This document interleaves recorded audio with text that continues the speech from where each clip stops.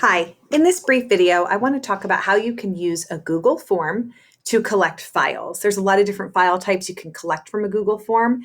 And what's really spectacular is that those files are then organized for you in a folder on your drive.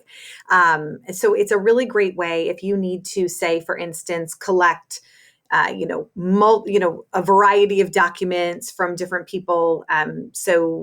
Maybe you've asked someone to fill out a specific sheet and they have to do it as a document. They can upload it as a file here. Or let's say you're collecting pictures for, a slideshow that you want to put together. You can accept pictures to this. So you can make it really, really simple. So we're going to go with the picture example. So summer reading pictures. I'm just giving my Google form. It's a standard Google form, just giving it a title. It's going to come down to the question, right? So the question type that we're going to use here is a file upload, which is right here. Now it takes you through like a one series question here, right? Let respondents upload files to Drive. So what this means is that you're saying that you give permission for anybody who has a link to this form that they can then upload a file, which will then be saved on your drive. So we are going to, hit continue on that.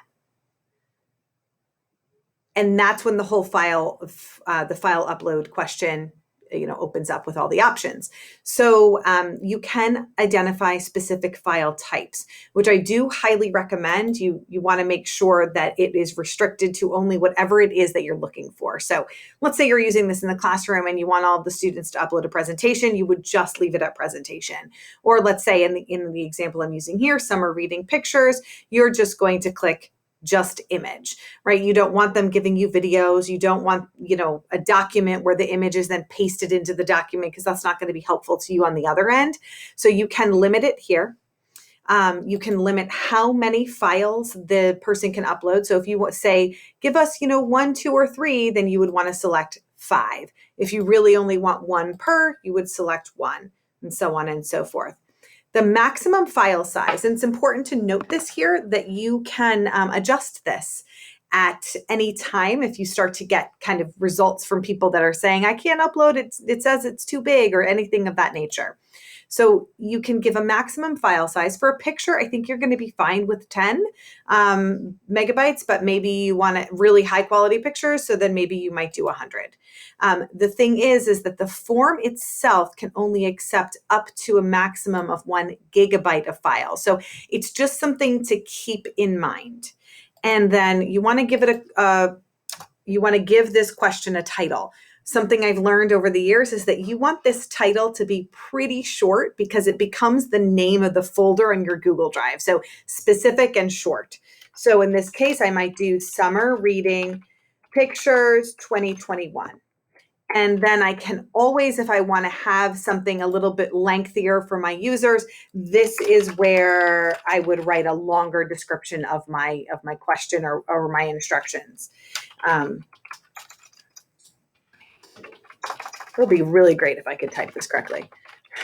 But apparently that's not going to work for me today, so I'm just going to let it go. All right. So obviously, if the only purpose of this form is to collect that picture, then I'm going to require this. And if I want more information, let's say I also want the name, then I could add that in and put that here, and I'll be able to see those individual. As far as the pictures go, they're really just going to be the pictures. So in order to show this to you, I'm going to press on the View Folder button. We're now inside my drive, and we're looking at the folder where all of the submissions would eventually be. So you can see the file path there is my drive, untitled form, summer reading pictures. So you can see that trend will work really well. The breadcrumbs there for you. Okay. So I think that this will work for any kind of thing where you're gathering files. It keeps them really nice and organized, like I said. And then, of course, you just want to look at your form settings, make sure that you've addressed who all you want to be able to access this form. If you want to limit them, if you want to collect their email addresses, that can sometimes be helpful. And then you want to share as collaborators anybody else whom you would want to be able to look at the results of this particular form. And then when you send the form, That's going to depend upon what's your best method of communication with your constituents. Most likely, you're going to want to use that link and copy the link and paste it into some other communication where they would receive it. So again, this is a great way to, in a very organized, systematic way, to collect files from users of your form. All right, I hope this information is helpful. Let me know if you have any questions. Bye.